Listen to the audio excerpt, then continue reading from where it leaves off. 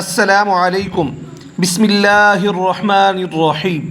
پہلا شہید کربلا حر بن ریاحی داستان حریت۔ سیاہ رات کی بڑھتی ساعتوں میں لمحہ لمحہ تیزگی اترتی ہی جا رہی تھی۔ کروٹیں بدل بدل نیند آنکھوں سے کوسوں دور تھی۔ وہ گہری سوچ میں غلطاں متفکر و بے چین ہو رہا تھا۔ یہ مضمحل کیفیت ایسے نہ تھی۔ وہ اپنے قبیلے کے مشہور ترین بہادر جنگجوؤں میں سے تھا۔ کئی جنگی میدانوں میں داد شجاعت لے چکا تھا، مگر آج دل گرفتہ حالت میں تھا۔ قریب لگے خیموں میں معصوم بچوں کے بھوک اور پیاس سے رونے اور بلکنے کی آوازیں آ رہی تھیں، اور اسی لمحے چند دن پہلے اس قافلے سے ہونے والی پہلی ملاقات کا منظر اس کی آنکھوں کے سامنے چلنے لگا۔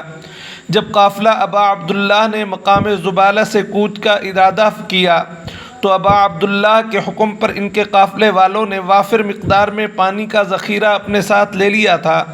ایک بہت بڑی تعداد میں پانی سے بھرے مشکیزیں اونٹوں پر لادے وہ قافلہ آہستہ آہستہ اپنی منزل کی طرف بڑھ رہا تھا کہ جب بیچ راہ یہ بھی اپنے تھکے ماندے لشکر کے ساتھ اس صحرا میں انہیں جا پہنچا تھا کہ انہیں دور سے دیکھتے ہی اس قافلے کے ایک شخص نے نعرہ تکبیر بلند کیا تو قافلے کے امیر ابا عبداللہ نے بھی تکبیر کے الفاظ دہرائے اور تکبیر بلند کرنے کی وجہ پوچھی۔ جواباً اس شخص نے کہا کہ غور سے دیکھو، کچھ دکھائی دے رہا ہے۔ اسی اثناء میں اس کا لشکر قریب پہنچ گیا تھا۔ انہیں دور سے قافلے سے ہلکی لہجوں میں یہ آواز سنائی دی، ہمیں تو گھوڑوں کی کچھ گردنیں دکھائی دے رہی ہیں۔ اس قافلے کے سوار اور گھوڑے پیاس سے شدید نڈھال تھے اور شدت تشنگی سے تمام لشکری سواروں کے چہروں پر ہوائیاں اڑ رہی تھیں۔ اس قافلے کے امیر سے یہ منظر دیکھا نہ گیا۔ امیر نے حکم دیا کہ ان کو سیراب کرو اور ہاں دیکھنا کہ ان کے گھوڑے بھی پیاسے نہ رہ جائیں۔ آنے والے قافلے کے افراد نے اس پانی سے جو وہ اپنے ساتھ لائے تھے اس کے تمام لشکر کے افراد کو پانی پلایا اور پھر پانی سے بھرے برتن گھوڑوں کے سامنے رکھ دیے، یہاں تک کہ گھوڑے بھی سیراب ہو گئے۔ اس کے لشکر کا ایک فرد علی بن الطعان بھی تھا جو اپنے ساتھیوں سے پیچھے رہ گیا تھا۔ جب وہ بعد میں پہنچا تو تمام لشکر والے اپنے گھوڑوں سمیت پانی پی کر سیراب ہو چکے تھے اور اس پر پیاس کا شدید غلبہ تھا۔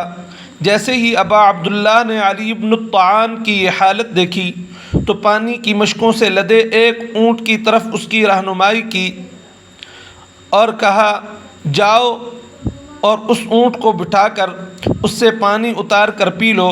علی بن الطعان اونٹ کے قریب گیا اور اس کو بٹھا کر پانی اتار کر جیسے ہی پینا چاہتا تھا کہ پانی منہ سے نکل کر زمین پر بہنے لگا۔ ابا عبداللہ نے یہ منظر دیکھا تو بنفس نفیس خود قریب آئے اور مشک کو اپنے ہاتھوں سے پکڑا اور پانی پلانا شروع کیا، یہاں تک کہ وہ سیراب ہو گیا۔ عجیب معاملہ ہو گیا تھا۔ جن کے لیے وہ لشکر لے کر آئے تھے ان سے ہی مدد کے طالب ہوئے اور اب پانی پی کر آرام کرنے لگے، یہاں تک کہ نماز ظہر کا وقت ہو گیا۔ اب اس کے پاس اپنی بات کے لیے سخت لہجے کا کوئی امکان باقی نہ رہ گیا تھا تو کچھ تہذیب کا مظاہرہ کرنے کے لیے خاموشی رہا۔ ظہر کا وقت ہوا چلا تھا۔ آنے والے قافلے کے امیر نے مؤذن حجاج بن مسروق جعفی سے کہا کہ آذان دو، پھر اس کے بعد اس کی طرف متوجہ ہوئے اور کہا، کیا تم اپنے لشکر کے ہمراہ نماز پڑھو گے؟ کیسا امتحان آن پڑا تھا! جہاں وہ لشکر لے کر جن دشمنوں کے لیے چلا تھا انہوں نے ہی پانی پلا کر اور اپنے اخلاق سے اسے ہر بد تہذیبی سے روک لیا تھا۔ اب کہنے کو کچھ نہیں رہ گیا تھا، اس لیے نرم لہجے میں اس نے قافلے کے امیر کو جواب دیا، یا ابا عبداللہ، میں تو آپ کی معیت میں ہی فریضہ ظہر ادا کروں گا۔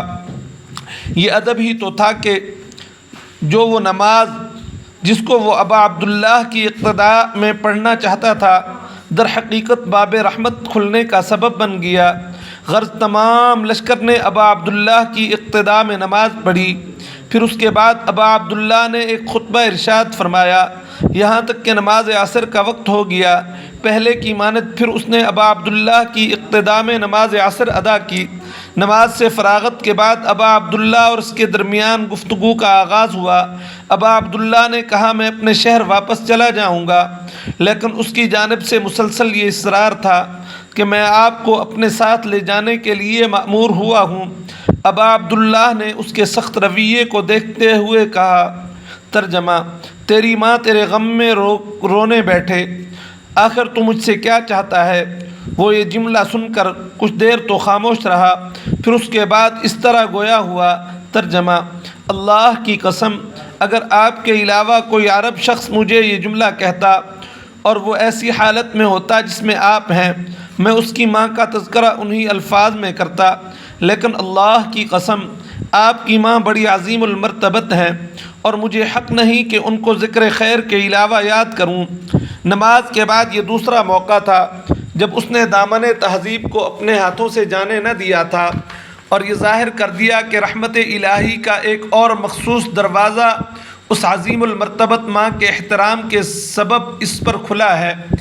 اچانک وہ دور خیموں سے پیاس سے روتے بچوں کی العطش العطش کی آوازوں سے یادوں کے تسلسل سے لوٹ آیا۔ یہ شخص حر بن یزید بن ناجیہ بن قعنب بن عرطاب بن حارث بن عمر بن حمام بن بنو ریاح بن یربوع بن حنظلہ قبیلہ تمیم کے زمانہ جاہلیت کے بزرگ خاندان سے تعلق رکھنے والے رؤساء میں سے تھا۔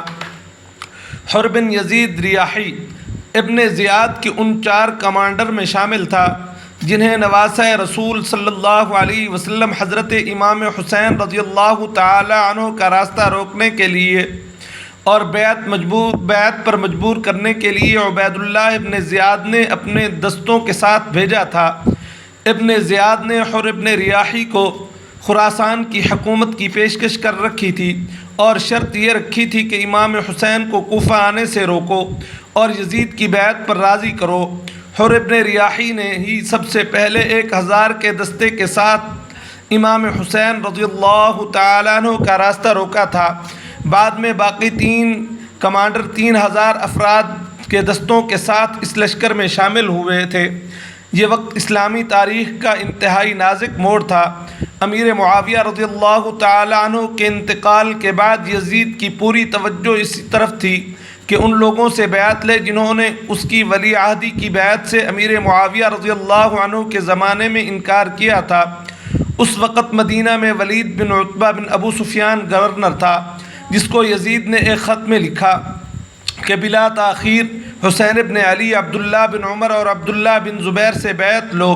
وقت گزرتا گیا، حضرت امام حسین رضی اللہ عنہ کے قافلے کو نہ ہی واپس جانے دیا گیا بلکہ بالآخر انہیں کربلا کے مقام تک لایا گیا، جہاں ان کا کھانا اور پینے کے لیے پانی تک بند کر دیا گیا، یہاں تک کہ آج شب عاشور آن پہنچا تھا اور خیمہ حسین سے بچوں کے رونے کی آوازیں حر اور اس کے بیٹے کو بے چین کر رہی تھیں۔ حر بن ریاحی نے جب بعد میں آنے والے لشکر میں کمانڈر عمرو بن سعد کو رعونت و تکبر کے ساتھ اپنے سپاہیوں کو یہ حکم دیتے سنا تھا کہ میرے گھوڑوں کے سموں پر پانی ڈالو، گرمی کی شدت سے کہیں یہ جل نہ جائیں، اور ایسے وقت میں امام حسین رضی اللہ عنہ پر پانی بند کیا جا چکا تھا اور ان کے خیموں سے پیاس کی شدت سے رونے والے بچوں کی آوازوں نے حر کے دل میں تلاطم برپا خیز کیا ہوا تھا۔ ہاں، یہی وقت تھا کہ جب حر شدید بے چین اور مضمحل اس پریشانی میں مبتلا تھا اور سوچ رہا تھا کہ ہائے، یہ میں نے کیا کر دیا ہے۔ اللہ کے رسول صلی اللہ علیہ وسلم کے نواسے علی و فاطمہ رضی اللہ عنہما کے بیٹے کو میں نے آج کس مقام تک لا پہنچایا ہے۔ ضمیر کے کچوکے اسے سخت پشیمان کیے ہوئے تھے۔ عہدے کے لالچ نے مجھے حق و باطل کے درمیان تفریق کرنے کی مہلت تک نہ دی۔ وہ سوچ رہا تھا کہ میری ہی وجہ سے امام حسین رضی اللہ عنہ کی راہ کھوٹی ہوئی، میں نے ہی قافلے کو گھیراؤ کر کے یہاں تک پہنچایا، ان کی بھوک اور پیاس کی وجہ آج میں ہی ہوں۔ وہ شدید شرمندہ اور شرمسار ہوا۔ بس یہی وہ لمحہ تھا جب حر نے اپنے بیٹے کی طرف دیکھا، جیسے باطل سے حق کی طرف سفر کا فیصلہ کر چکا ہو، باوجود اس کے کہ عمرو بن سعد نے حر کے منصب میں اضافہ کر دیا تھا۔ لیکن اس کے اندر حق و باطل کی جنگ اور ایک عجیب و غریب نور معنوی پیدا ہو گیا تھا۔ عام عاشورہ کا سورج طلوع ہو چکا تھا۔ 4000 کے لشکر کے سامنے نواسہ رسول صلی اللہ علیہ وسلم امام حسین رضی اللہ عنہ کا مختصر قافلہ موجود تھا۔ لشکر آمنے سامنے موجود تھے۔ حر کے دل میں ایک عجیب کشمکش جاری تھی۔ اس نے چاروں جانب نظریں دوڑائیں۔ ایک طرف یزیدی فوج میں ہزاروں کا مجمع تھا اور اب اسے فیصلہ کرنا تھا کہ مٹھی بھر لشکر کا ساتھ دے کر جاؤ حشم کو ٹھکرانا ہے یا جابر و عیاش حکومت سے زندگی کے چند دنوں کی خوشیاں سمیٹنی ہیں۔ حر نے اپنا آخری ارادہ کر ہی لیا اور ایسے حال میں دنیا اور دنیا کی چمک دمک کو پس پشت کیا۔ چنانچہ اپنے گھوڑے کو پانی دینے کے بہانے لشکر یزید سے دور تر ہوئے اور خیمہ امام حسین رضی اللہ عنہ کے قریب جا رہے تھے۔ اس وقت مہاجر بن اوس حر کے ہمراہ تھا۔ پوچھنے لگا، کیا سوچ رہے ہو؟ کیا حسین رضی اللہ عنہ پر حملہ کرنا چاہتے ہو؟ حر نے جواب نہ دیا۔ اس وقت حر کا پورا بدن کانپ رہا تھا۔ مہاجر بن اوس نے کہا، اللہ کی قسم کہ میں نے کبھی بھی تمہیں اس حال میں نہیں دیکھا ہے۔ اگر کوئی مجھ سے پوچھتا کہ کوفہ کا دلیر ترین مرد کون ہے تو میں تمہارا نام لیتا۔ حر نے جواب دیا، واللہ میں اپنے آپ کو جنت اور دوزخ کے درمیان دیکھ رہا ہوں، اور اگر میرے جسم کے ٹکڑے ٹکڑے کیے جائیں اور مجھے جلا دیا جائے تو بھی کسی چیز کو جنت پر ترجیح نہیں دوں گا۔ اس کے بعد حر نے گھوڑا دوڑایا اور خیمہ حسین کے پاس پہنچ گیا۔ جب حر خیمہ امام حسین رضی اللہ عنہ کی طرف جا رہے تھے تو یزیدی لشکر کے ایک سپاہی یزید بن سفیان تیمی نے کہا تھا، بخدا اگر میں حر کو دیکھ لیتا۔ اس وقت جب وہ لشکر سے نکل کر جا رہا تھا تو ایک نیزے میں اس کا کام تمام کر دیتا۔ حر ایسے احساسات اور جذبات کے ساتھ خیمہ نواسہ رسول صلی اللہ علیہ وسلم کے قریب پہنچ کر گھوڑے سے اترا، بوجھل قدموں کے ساتھ چل رہا تھا۔ سر سے کپڑا اتار دیا، اپنے دونوں ہاتھوں کو پسے گردن باندھ لیا اور امام حسین رضی اللہ عنہ کے قریب پہنچ کر اپنے آپ کو زمین پر گرا دیا اور روتے روتے خاک پر لوٹنے لگا اور دعا کے یہ فقرے حر کی زبان پر جاری تھے۔ ترجمہ، خدایا میں تیری بارگاہ میں معافی کا طلبگار ہوں کہ تو میری توبہ کو قبول فرما۔ میں نے تیرے خاص بندوں کے دلوں کو دکھایا ہے اور تیرے نبی کی بیٹی کے لخت جگر کا دل دکھایا ہے۔ امام حسین رضی اللہ تعالی عنہ نے جب حر کی یہ حالت دیکھی تو فرمایا، حر اپنے سر کو اٹھاؤ۔ اس نے بصد شرمندگی عرض کیا، اے نواسہ رسول صلی اللہ علیہ وسلم، میں وہ شخص ہوں کہ جس نے آپ کو مدینہ واپس جانے نہیں دیا اور آپ پر تمام راستوں کو بند کر دیا۔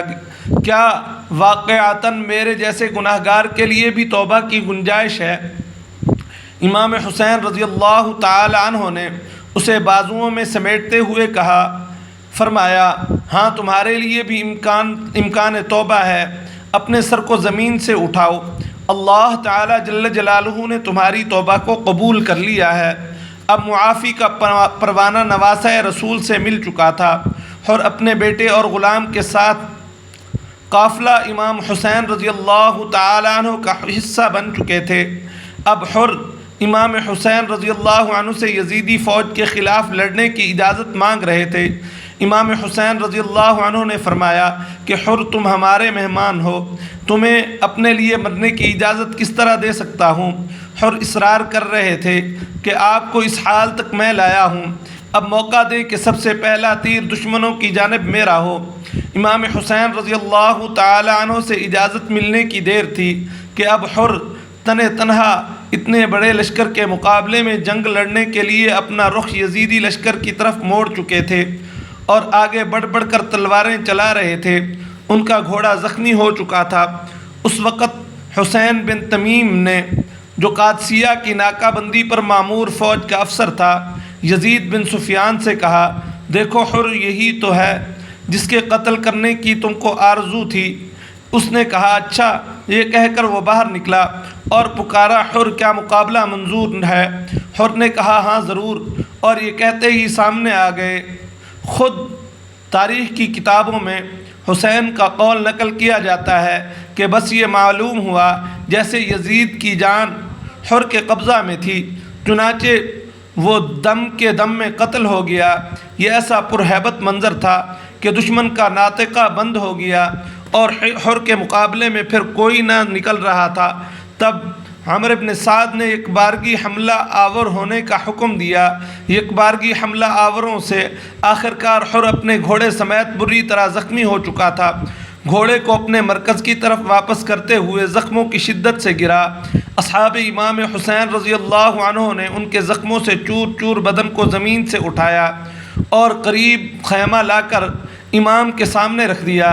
امام حسین رضی اللہ عنہ حر کے سرہانے بیٹھ گئے اور ان کے خون آلود رخسار پر اپنا دست مبارک پھیرا، چہرے سے غبار کربلا کو ہٹایا اور یہ جملہ فرمایا: اے حر، تم اس دنیا میں بھی حر تھے اور آخرت میں بھی حر رہو گے، بالکل اسی طرح جیسے تمہاری ماں نے تمہارا نام حر رکھا۔ اس کے بعد اپنی ماں سیدہ فاطمہ سلام اللہ علیہا کا رومال حر کی پیشانی پر باندھ کر ہمیشہ کے لیے حر کی حریت پر حسینی مہر لگا دی۔ حر بن ریاحی کو اسی رومال زہرا کے ساتھ دفنایا گیا۔